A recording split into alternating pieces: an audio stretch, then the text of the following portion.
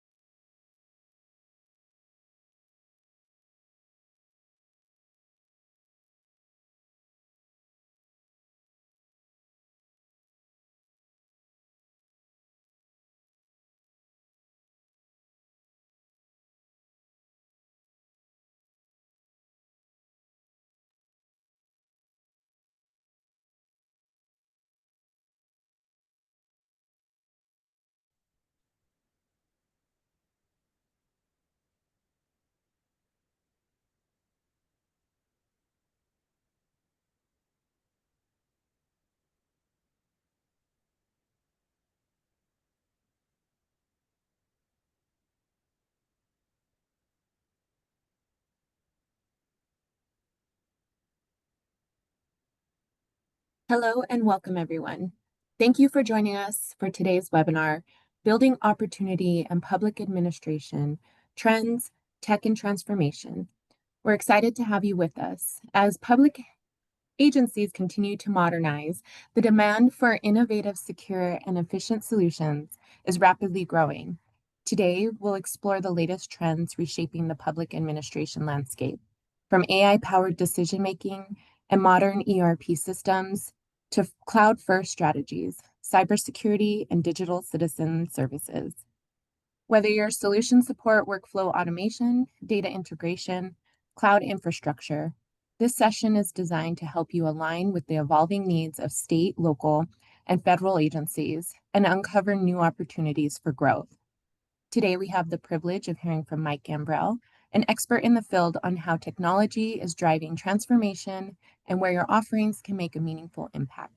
So without further ado, Mike, take it away. Hey, thanks, Felicia. I'd like to, I know some of you it's afternoon, some of it's morning. So good afternoon or good morning. Thanks for joining us. A little bit about my background is I was the police chief here in Greenville, South Carolina. 30 years in law enforcement, graduated from FBI National Academy back in '07. Tell everybody I enjoyed retirement for 5 months, and then Cinex reached out to me. I came aboard, and here we are today, 10 years later, TD Cinex. And I want to share with you today, some of the things that's occurring in state and local government, some golden tidbits, you might say, that might help you in your sales you are working hand in hand with those in public administration, really unlocking, the tech that they're needing, that digital transformation that they're accelerating through now. So I always like to start with this foundational slide. Sure, there's a lot of wording here, but really what we're here for you is the easy button. So if you focus on the middle, bridge to TD Synex's capabilities and reach, really, that's our value add. So it's pushing the easy button for you to get any of these type services, the six categories that are listed here. But let let me really bring this to life for you. We have a kind of a unique boutique event on an annual basis called our Public Sector State and Local Government Customers Academy. And several years ago, the current city manager of the city of Greenville was on a panel. And one of our customers, just like you in the audience, raised their hand and said, Mr. City Manager, how do I get into your office? How do I get you to listen to me? And how do I get you to buy from me? His answer was exactly our go to market on a daily basis and our value add to you. I think many of you are working currently, in government, selling into government, whether it's state and local government, whether it's education, whether it's the federal spaces. But as you're selling to them, the first foundational component is that end user in government, they have a problem. they know they need technology in order to solve that problem, to be able to purchase and integrate. They don't know exactly what it is. They don't know that it might take 2 or 3 or 4 different vendors to be able to be paired together for a full solution in order to solve their problem. So that's where we make the easy button available to you. You're able to come in, sit down, and discuss the opportunities. We come in as your subject matter experts. And typically, when we do this, we're not mentioning TD Cinex. We are coming in as your subject matter experts, and we're able to talk directly, to the end user. So, therefore, we know the terminology that the end user understands. We know the budgets, the budget process, the multi-year plan, the strategic plan. We know all of those different components, and we've been there and sat in those decision-making seats before. So, therefore, we're coming in, assisting you, bringing in our different components as you see laid out here in this slide to bring a full solution for that end user that's going to help them solve their problem. Now, secondly, what do they need? And this is what the city manager said in his answer. Secondly, I need a contract because we know 85% of government purchases through a contract. So, hey, I need that as my purchasing vehicle. And so we have a very talented, knowledgeable team here on our within our public sector team that is there for you. I mean, I've seen it so many times where I'll use the analogy of pulling a rabbit out of a hat. Is they have performed that task time and time and time again for you to have a successful sale. That could be the difference between sell, no sell, and they come in a moment's notice and provide the correct contract vehicle to secure that deal. And then thirdly, they need a funding stream. So we have a full market intelligence team that is looking into searching, researching, staying up to date on a daily basis in reference to what funding is becoming available. Um, Many of those funds are put in a grant format so they can properly track it from the federal government level as it comes down to state and locals.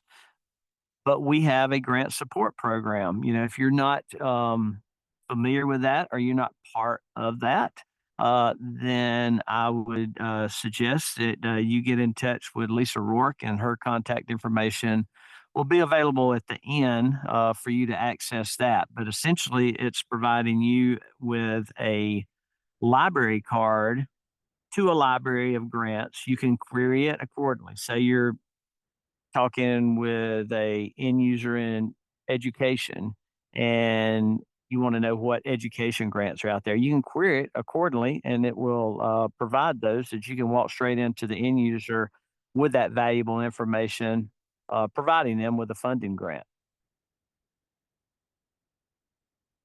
So, who are our subject matter experts? I talked about them then as we discussed those three key ingredients into selling to state and local government that a full, reliable, and dependable solution, a contract, a funding stream. Those are the three key ingredients. I can tell you this as a former end user, and any of these end users that former end users that are on this page here as vertical leads, they can tell you the same. That's the three key ingredients. That's what I'm looking for. That's why the city manager said that in Customers Academy was okay. Hey, you supply all three of them to me. I'm gonna let you in my office. I'm gonna listen to you, and I'm gonna buy from you. So that's our go to market message on a daily basis. So how can we be of assistance to you when we start talking about subject matter experts? So I built the foundation with that previous slide. Now let's transition into this slide. When 11 years ago, when Eddie Franklin, our senior vice president, went to Peter LaRock, our president at that time, and said, "How can we be of better service for our customers and our vendors?"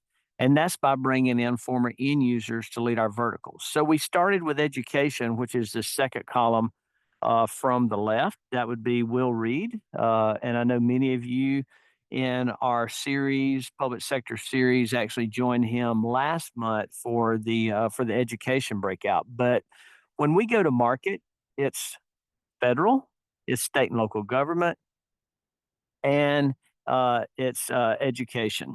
So, therefore, when you start looking at opportunities within what is our largest vertical, it's education. And so we started with that 11 years ago, where Eddie and Peter actually hired former end users in education. Who knows better in reference to the solutions needed in the classroom, K through 12 and higher ed. Then a year later, 10 years ago, that's when, as I suggested there in my introduction, is I joined 10 years ago because I seen a lot of opportunity in public safety. So came in leading our public safety vertical. And then about 7.5 years ago, hey, how can we be of more service, of more value add to our resellers and vendors, and that's by building out more verticals. So, we have Christian Ross that came in at that time. He leads our public safety vertical, former end user. We have Wayne Owens, newest member of our team, but he was with the city of Greenville there. We were talking at lunch, and I told him, I said, hey, the number two man in a lot of these government agencies is the best job in the business, and that's what Wayne was. There for the city of Greenville. So we've known each other for 17 years, and he comes in leading public works, and really we further define that in sub verticals of public transportation and public utilities. Then Meg Lehman, I know that some of you remember when we originally hired a subject matter expert in healthcare, it was from the clinical side.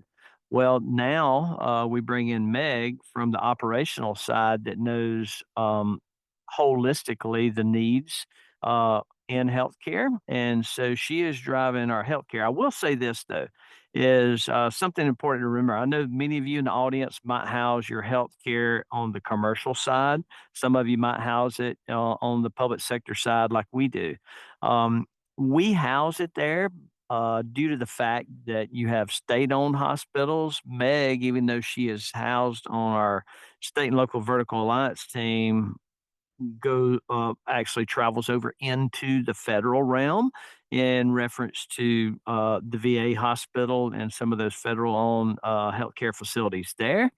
And then over into the private sector and the commercial side, she's responsible for all of that. So I know that some of you, some vendors might have it housed a little bit different, but Meg's there no matter where you have it housed, the healthcare vertical, or if you do not have a healthcare vertical, Meg can surely assist you with expanding your business plan in those realms. And then Lisa Rourke, heads up our public administration. What do we define as public administration?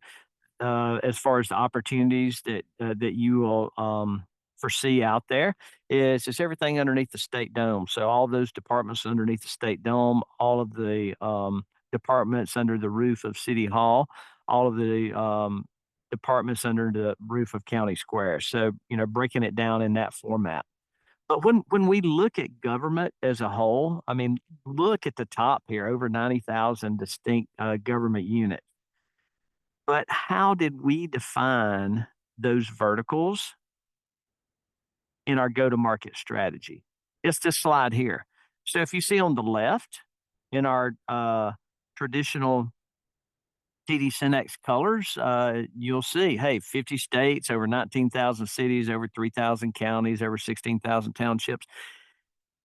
But look to the right. What do they do? If you go straight down those checks, you'll see that's our verticals. That's our go to market. So We are taking end user information, we're laying out facts in reference to the breakdown of these distinct government units. And then we are aligning our verticals so it's of service to you where we can be your subject matter experts and assist you on a daily basis in your sales and expansion of your business plan in some of these certain areas. This takes it a little bit further. It shows you on the right what is the expected spend in 2025, 2026, 2028. You can see there is a lot of opportunity here. And really, really think about this. I mean, the top part of these bullets is a rehash of the previous slide. It gives you, some spending as far as government IT spending. But think about this. I mean, 28 states in the Fortune 100 they would be in that Fortune 100 based on budget. 28 of them. So, I mean, we're talking, large budgets here. We're seeing this estimated spend and helping you define a business plan that will assist you in taking advantage of these opportunities that are in the market today. But as we sit down and look at this in today, not yesterday, not last month, not last year, but why sled? Why now? When you start thinking about it, sure, there's a lot of regulations in the federal vertical, fewer regulations in state and local government. Some of the key modernization needs. Remember, I talked about this in my foundational slide in reference to the end users in government looking for solutions that's going to help them solve their problems. In this day and time, a lot of it has to do with modernization. And I don't want to go too heavy into this bullet because I will take you for a deeper dive momentarily in another slide. But what is it all about? People ask me this all the time. Based on my 30 years of end user experience, and I know I've used relationships in this slide. I would utilize probably partnerships because in my end user days, that's what I commonly preached. It's all about partnerships, partnerships, partnerships. And it is defining relationships, it is enhancing and formulating trusted relationships that move straight into a partnership where they come back to you time and time and time again for their technology needs. That is the foundational piece in reference to selling into state and local government, education, and even the federal vertical. And I put this fourth one in here because that's what they're looking for. They are not experts in this. Sometimes it might be as simple as a city manager in a small jurisdiction or a public works director or a police chief leaning on somebody that on their staff that has some good technology uh, partnership, so yeah, maybe a little bit of technology, knowledge there, you might say. But they're wanting you to come in and define that for them. Hey, let's help you sit down. Annually, you put together a budget. I did this every year as far as updating my multi-year plan or my strategic plan that fit into mayor and council. That's a 5-year plan that gets updated annually with your budget when you submit it. It fits into mayor and council's strategic plan.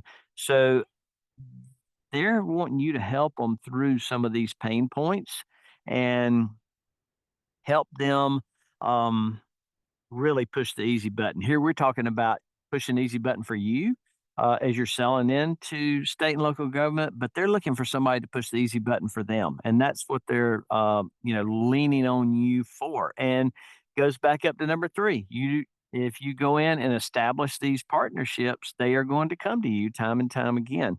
Um, Funding, that is key. Remember, I said that's one of the three key ingredients, and then contract vehicles. That's one of a key um, piece of the pie that you would make sure you have within your armor in sales. But also in this day and time with the new administration, what are we seeing there? We're seeing where Department of Education on the federal side, FEMA on the federal side, we're seeing where the administration is now looking to put some of this back on state government. And so, therefore, I am taking calls daily, all of our vertical leads the same, where you traditionally might have a customer that is their whole business plan is federal, and them reaching out and saying, "Hey, Mike, help me pivot towards state and local government because I know that some of this is going to be moved back to state and local government away from Fed, and I want to be ready for it." In other words, they're doing their due diligence by reaching out to us, and then us helping them um, with that pivot. And I've even been talking to vendors where they've created tiger teams where they are looking at this shift and how they can change accordingly to be able to sell more into state and local government themselves. So why SLED? Why now? I think it's more important than ever that you get involved in SLED. Lean on us as your resources, and we will help you expand your business plan. I include this slide. Sure, you'll get a copy of these slides, but I I know this one's a lot of words, but let me bring this one to life to you. Is when prior to the pandemic, state and local government, they were looking at digital transformation. What were they looking at? They were looking to transition from your basic city services. That's typically the lingo you hear in state and local government is city services means a lot of hand to hand transactions. They're historical city services, how they've conducted business for years on years on years. When the pandemic occurred, that really escalated quickly.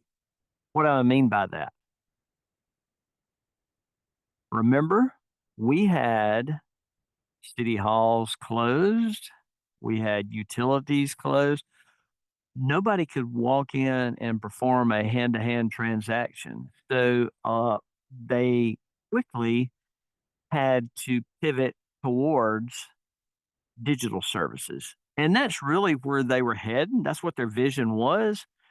But because of the pandemic, that escalated very quickly. And so now what we're seeing is because of that digital transformation, there is a lot of opportunities out there. And I'll get into them momentarily here in a few more slides.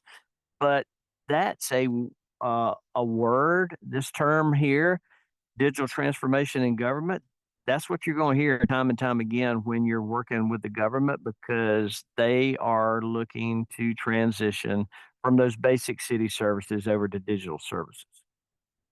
This is another word, another term that you will hear. You might hear it by the acronym of EDG, but it's experience driven government. And really you're thinking about putting customer first. Okay. Well, we hear that a lot both in public sector and private sector. You hear a lot of businesses in the private sector that have really been using this motto for years, but that's what cities, counties, states are looking at is moving away from the paperless processes, enhancing the citizen experience. How do they do this? They've got to digitize their operations, and it's extremely important in this day and time for this transition to occur and have it occur appropriately as they move through this digital transformation. And really, what are they trying to do? They are trying to meet tomorrow's challenging. So, historically, what have we found when we're moving in trying to sell into state and local government? Silos. So, being able to move in, dismantle the silos, deliver seamless, connected hybrid experiences, that's where they're moving to. That's where tomorrow is. That's where their vision is because they know they've got to meet these needs of the citizens in this day and time. I know I use modernization several times here, that word.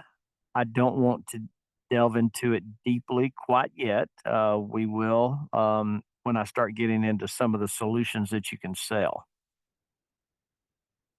When we start talking about public administration, remember what I said about public administration. What is that? That's everything underneath the state dome, underneath the city hall roof or the county square roof.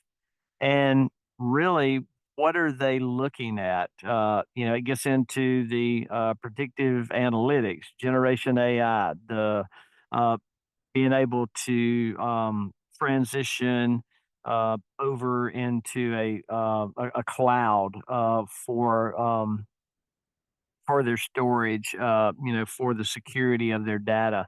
Uh, Detecting, responding to threats, that's huge from a cybersecurity standpoint.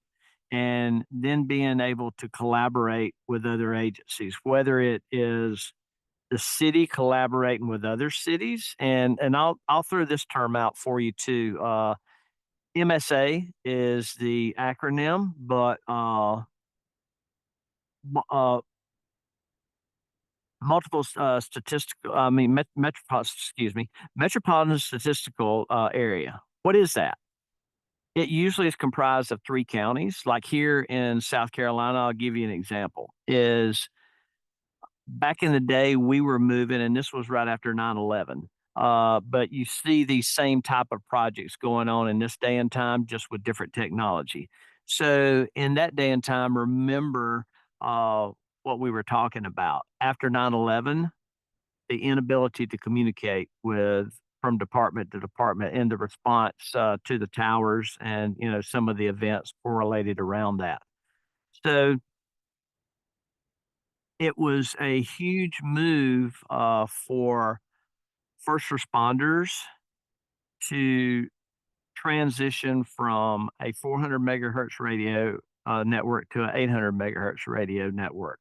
So that was put, remember what I said before, federal, when they issue some of this funding, will put it in grants. Sometimes it's competitive and sometimes it's non competitive. Sometimes it's, give me money that the department has to draft a scope of the project in with their budget worksheet and submit it.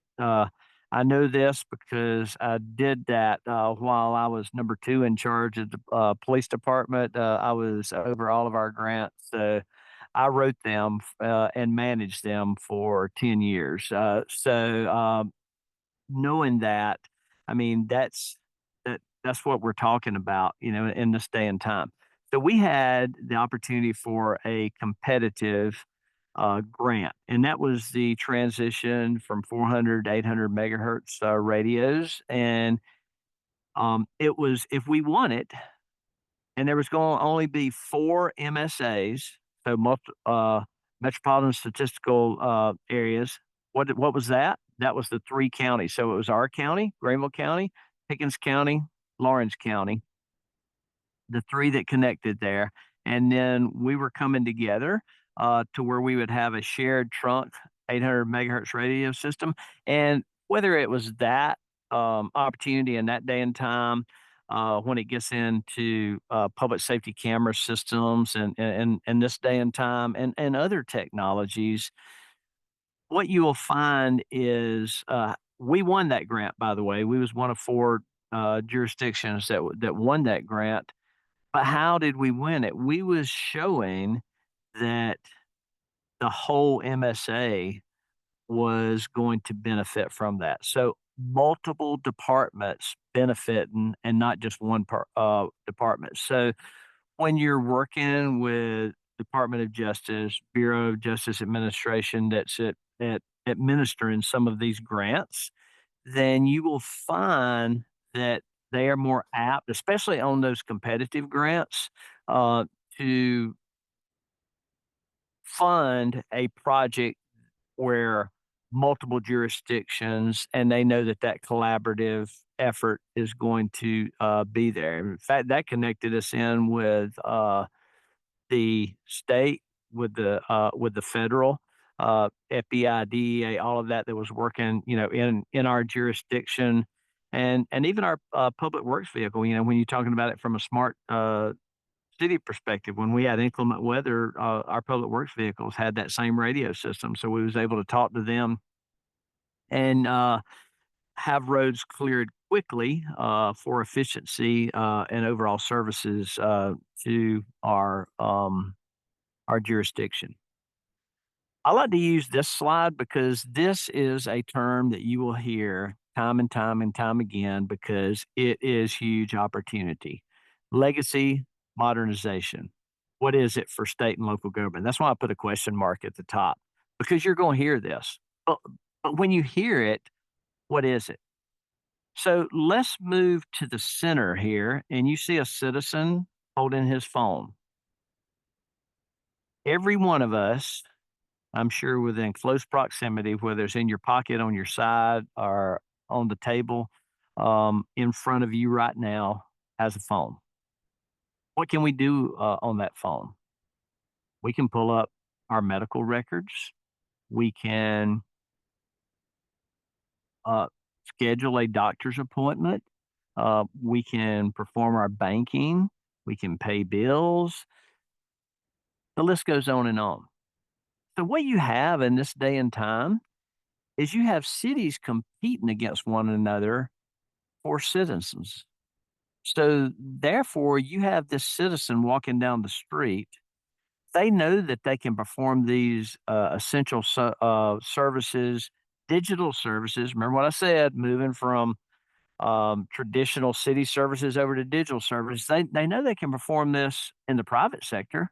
Well, why can't I have those same services from my government? And so that's what cities, counties, states are transitioning through to this whole digital transformation is offering these type of services from a connectivity standpoint. Well, if you have that connectivity and you establish that connectivity, then the huge opportunity comes in because states and locals all across America um, have old legacy technology. They've got to modernize their technology to be able to offer these digital services and be able to have the connectivity to offer these services. So, as you see, like a clock moving around starting at high noon, whether it is utilities, whether it's a state capital providing the services, whether it's a hospital providing the services, whether it's public transportation, the police department, city hall, all of these services are provided to the citizen in this day and time as each are positioning themselves for the digital transformation experience. And what comes to the surface when we're talking about this? It's moving to cloud computing, and then you've got to be able to secure it. So if I was to lay it out to you in a three pillar approach there, it would be connectivity, legacy modernization, cloud computing would fit in there, and then the back end, because think about it, there is huge data, commonly called big data, that's being generated. And when it is being generated, then you got to be able to secure it. You got to store it, to secure it, and in this day and time, to analyze it from a whole AI perspective. So, huge opportunity as you see that spelled out. Now, let's bring it back home. Look at the top 10 technology priorities for CIOs. What do we see? And we commonly see this time and time and time again. Is what's number one? Cybersecurity. What I just defined there as a big opportunity. AI, number two. Once again, just talked about it in reference to that's fitting right in here as number two for their priorities. Digital government, I called it smart governance and several other terms, but digital government is truly there. Look at number five, that legacy modernization. That's a huge need. And over at eight, cloud services, you see that fluctuate. I mean, it can be as high as two and three sometimes, and then it can, fall down to seven or eight. But that is essential in this day and time when they're especially when they're talking about being able to have live feeds and um, manage operations from a daily standpoint. So let's talk about navigating the organization when you start breaking it down in city and local government. Well, who are the decision makers? I would shift it from the right side to left. Let's move that way instead of left to right here. So you might say, let's go backwards at this. So from a procurement office standpoint, that's who you're generally going to um, have engagement with as you move through a sales process. And it's that procurement officer that is going to define some of the regulations, work with you on contracts, work with you on RFPs that are out. That's where you're going to have some engagement. You might go to the city manager, fourth over from the right. You might go to a council member, third over from the right, or you might go to a department director. You might go to a police chief, uh, a sheriff. You might go to one of these at some point, though, and that's the reason I wanted to start right to left. Is you're going to come across engagement with that procurement officer, and then moving on out. From right to left in those far two is CTO and CIO. And remember in our previous slide, we talked about, um, the needs of a CIO in this day and time. What are their main needs? But let me bring this one to life for you, and I'll use that. I'll use an example from our contracts team. You remember I talked about a very knowledgeable contracts team. Well, let's take an example of a customer just like you. They were down in the state of Texas. They were had an opportunity. The opportunity on the table was 65 body worn cameras. Okay, they were working with the police chief. They were inside the police chief's office on a given day, and the police chief was insistent that this deal had to be taken through Texas DIR. No ifs, ands, and buts about it. The reseller, our customer, says, "Hey, how about NCPA? How about one of our catalog contracts?" No, no, no, no. I got to go to Texas DIR. All right. Okay. Chief, would you allow me to step outside and make one phone call? Our contracts team is broken up by jurisdictional, East, West, Midwest, and so forth. And so she was able to call directly to her contract expert, and that contract expert say, "Oh, hey, listen, yeah, that city that you're dealing with, the procurement officer, like you would see over here on the far right, his name is Jim Smith, and he's bought $1 million worth of technology on that NCPA. That's all the ammunition she needed. In she went. She was able to take that information, and remember what I said? I used the analogy of pulling a rabbit out of the hat. She was able to take that and move with it. She merely asked the chief, "Hey, listen, do you know Jim Smith?" Yeah, that's my procurement officer. Well, that NCPA that you said you couldn't use, he's used it to purchase $1 million worth of technology over the last year. And you can hear him probably at that time, well, hey, don't tell me anything. But I use that example because all of these entities do not talk to one another. And you're going to come across that. And an easy call for you from a value add standpoint is your contracts rep here on our public sector team. This just merely goes through the different city level departments that are out there, breakdown very similar to our vertical breakdown, and who the the names of those positions in that place. I always like to remind everybody when you're thinking when you're working with state and local government and thinking of solutions that they need, that partnership that I defined earlier, uh, we must remember, hey, how do they get their money? Is the main source is taxes. Kind of that own source receipts there, you might say. The states predominantly individual corporate sales taxes. The localities depend a lot on property taxes. And both states and locals levy fees and service charges, and then both receive grants. So I just really wanted to have this slide in here as a reminder of like when you're working with them, how are they formulating their budget? Where are they receiving the money? This is a breakdown of that. When you're talking about smart governance, this is a slide that you can use when you're going in to sell, but really it is what I described earlier in reference to connectivity, modernization, and the data analytics. And this is one I just wanted to include to say, hey, I explained it earlier, but this is one now that you can take and utilize yourself when you're selling in to state and local government.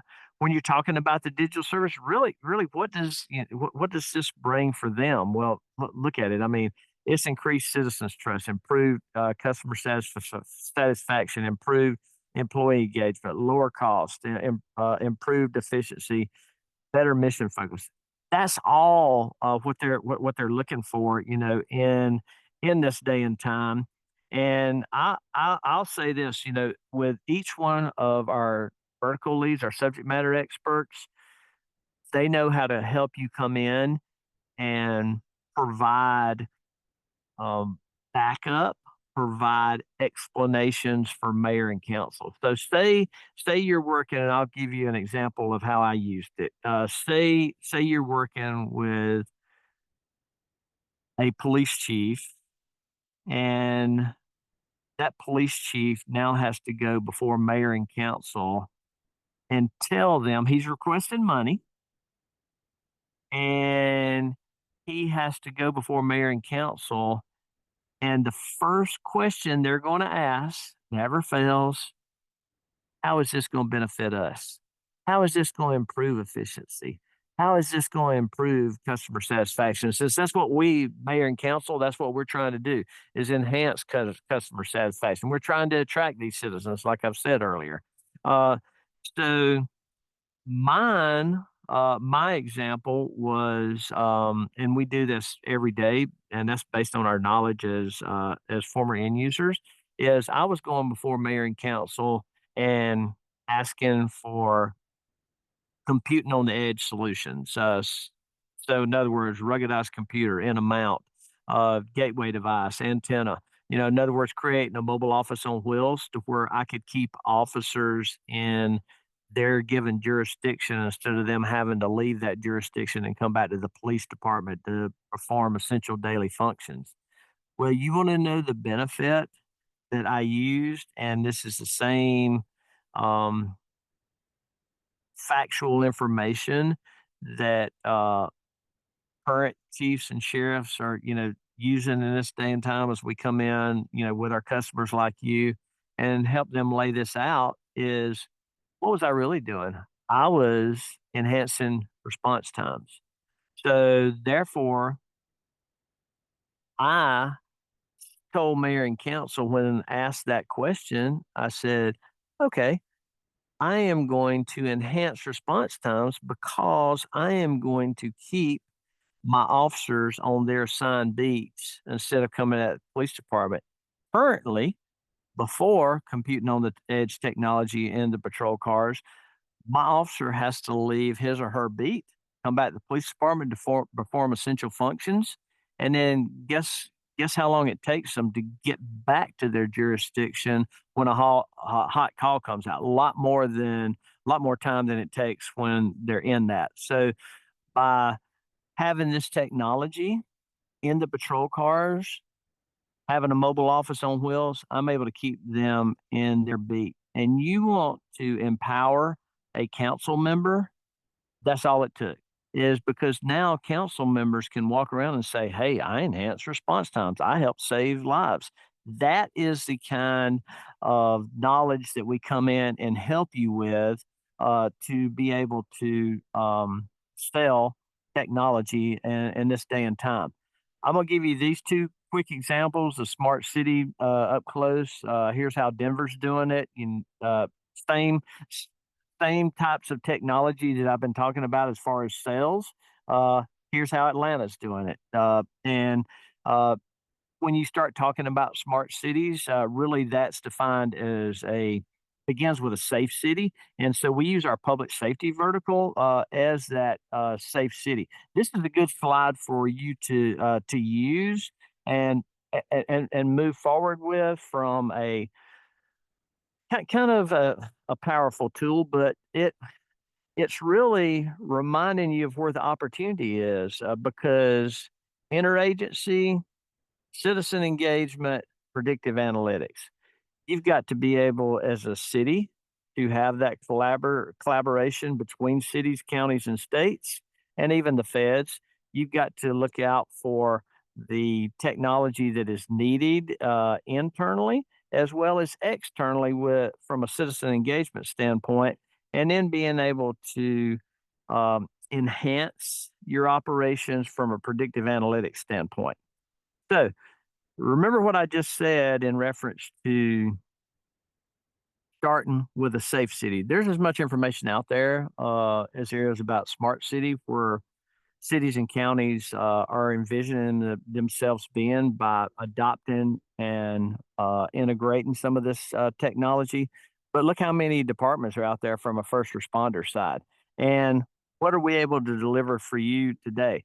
Really, if your city is even perceived as being unsafe, you'll never be able to build out a smart city. So we start with this public safety vertical, and really we give you the ability to sell everything. If you start over in the far left there with the surveillance camera video of an individual pulling a wagon, then that's the inception of the crime coming all the way through arrest, having a command center with cameras like you see here, partnerships with private businesses. All of that is important.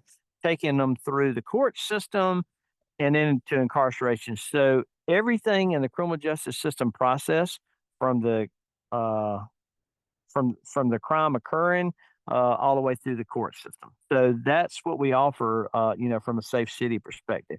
When you start talking about healthcare, we break it up in these three pillars: payer, provider, sciences, coming in with some of the same basic needs. But when you're looking at it from a technology component standpoint, then you have your foundation, which is your data analytics and interoperability, that cybersecurity and compliance. Remember, and with healthcare records, a lot of opportunity there from this foundational step. Innovation. truly a lot of opportunity with remote patient monitoring, telehealth, and then on the engagement side, the patient experience. I would remind you that on this patient experience side, that's how a lot of hospitals are funded. So therefore, offering technology in this and enhancing that patient experience, that's how they end up funded from a review process there.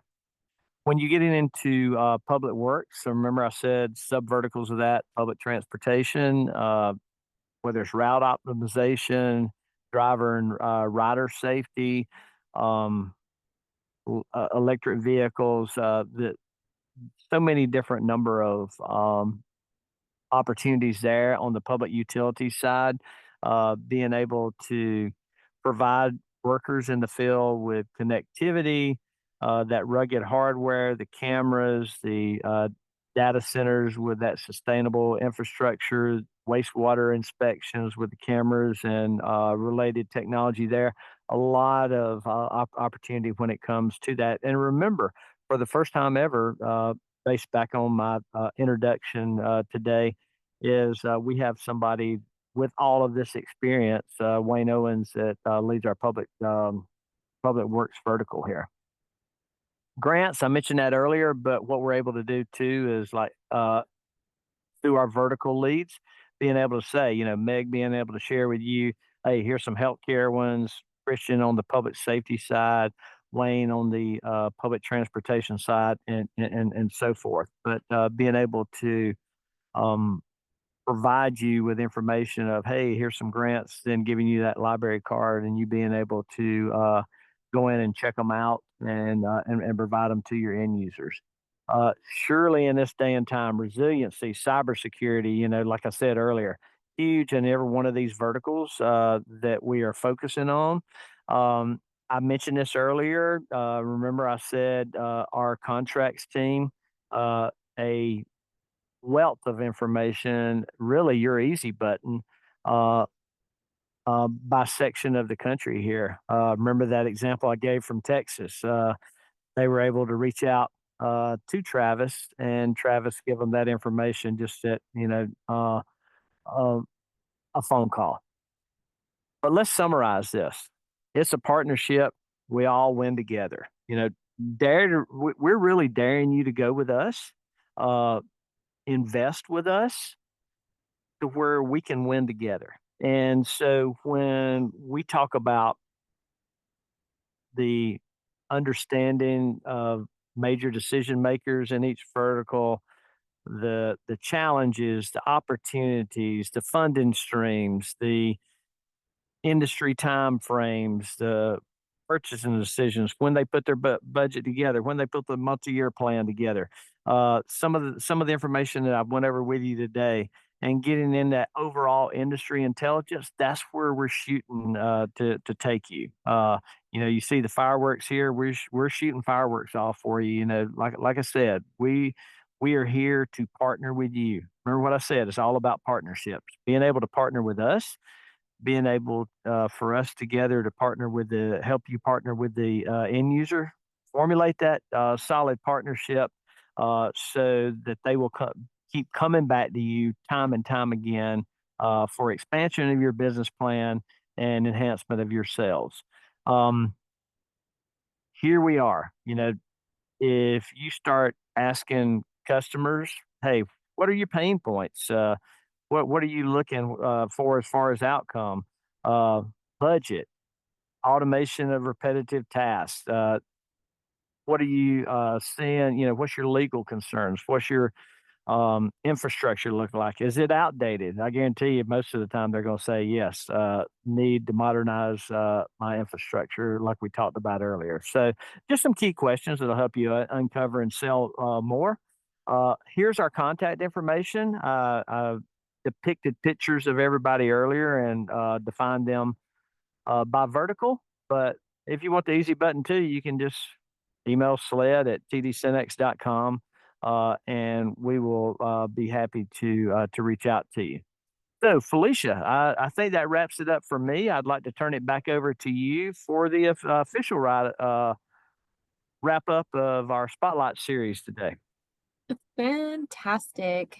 Thank you all for joining us for this TD SYNNEX Public Sector Spotlight series. We hope you found this discussion valuable. Special thank you to you, Mike, for sharing Mhm. your expertise, and to all of you for your time and commitment today. If you have any questions or you would like to continue the conversation, please feel free to reach out to me. It's felicia.cortez@dlt.com. Thank you, everyone. Have a great day.